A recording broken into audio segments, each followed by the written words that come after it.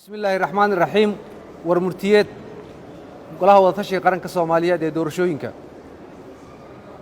قلها وضتشي قرنك الصوماليات وحيشير السوقي مادين سدح دي إلى سقالكي جنايو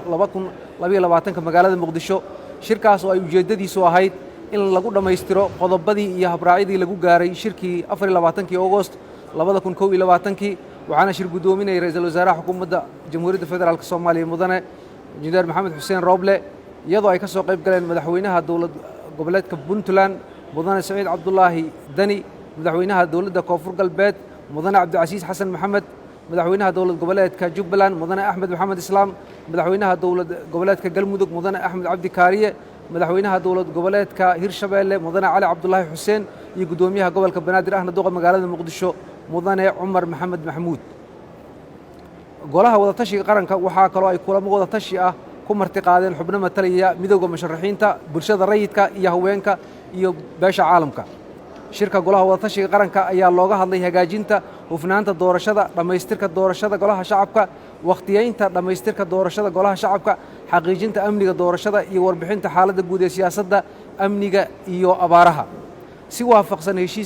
heshiiskii doorashooyinkii 17 Sebtembar 2020 iyo heshiiskii 27 May 2021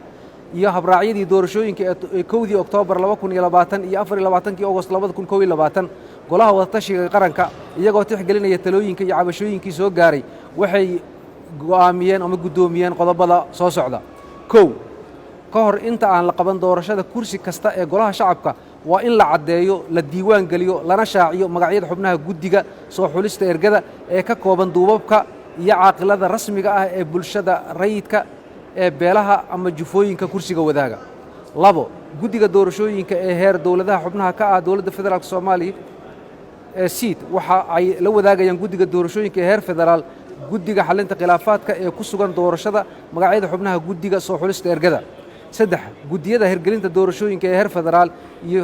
heer dawladaha xubnaha ka ah dawladda federaalka Soomaaliya waxa ay u madax bannaan yihiin hirgelinta doorashooyinka si waafaqsan heshiiskii 17 Sebtembar 2020 1 Oktoobar 2020 iyo 27 May 2021 iyo 22 August 2020 iyo heshiiskii warmurtiyeedkii 9 Janaayo 2020 waa in guddiyada hirgelinta doorashooyinka heerka dawladaha xubnaha ka ah ee dawladda federaalka iyo heer federaal ay xaqiijiyaan ergada wax dooranaysa inay yihiin kuwii ay soo xuleen odayaasha dhaqanka guddiyada maamulka doorashooyinka ee heer dawladaha xubnaha ka ah ee dawladda federaalka iyo heer federaal ee guddiga xalinta khilaafaadku waa inay si buuxda u hubiyaan in musharaxiinta u tartamaya kuraasta baarlamaanka guddiyada xulista ergooyinka iyo ergooyinka la soo xulay ay buuxiyeen shuruudaha la dejiyay ee ku xusan heshiisyada iyo habraacyada lagu heshiiyey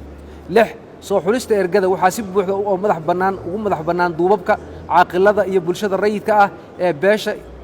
iyo jufada kursiga iska leh lagamana faragelin karo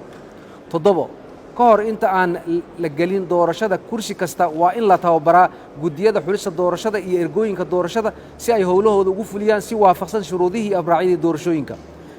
waa in ergada aan laga hor istaagi karin la kulanka musharaxiinta kursiga ku tartamaysa waa in doorashada kursi kasta ay goobjoogayaal ka yihiin guddiga soo xulay ergada doorashada galaysa warbaahinta iyo goobjoogayaal madax bannaan si marqaati loogu noqdo hufnaanta iyo daahfurnaanta doorashada kursi kasta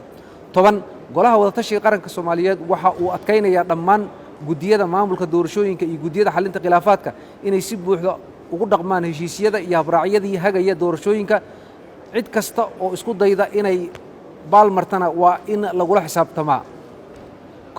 si loo ilaaliyo wada shaqaynta guddiyada doorashooyinka golaha wada tashiga qaranka waxa uu ku wargelinayaa dhammaan guddiyada doorashooyinka heerarkooda kala duwan in ay ilaaliyaan nidaamka iyo kala dambeynta kuna dhaqmaan si waafaqsan heshiisyada iyo habraacyada doorashooyinka ee degsan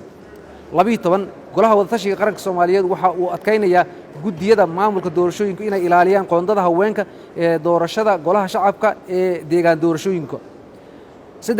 musharax kasta oo buuxiya shuruudaha habraacyada doorashooyinka lagama hor istaagi karo inuu u tartamo kursiga beeshiisa waxaana reeban in musharax gaara loo xiro kursi doorasho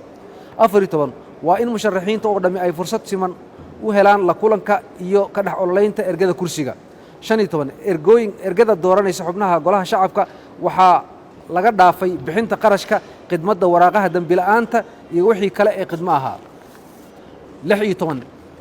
ciidamada waa in ay dhexdhexaad ka noqdaan arrimaha siyaasadda kuna ekaadaan waajibaadkooda ilaalinta amniga dalka iyo in ay una hoggaansamaan dhammaan shuruucda iyo xeerarka dalka. 17 AMISOM waa inay xoojisaa amniga madaxtooyada Soomaaliya. 18 doorashada golaha shacabka ee hadda socota waxaa lagu gabagabeynayaa muddada u dhaxaysa 15 ilaa iyo 25 Febraayo. Wabillahi tawfiiq. Dhammaad.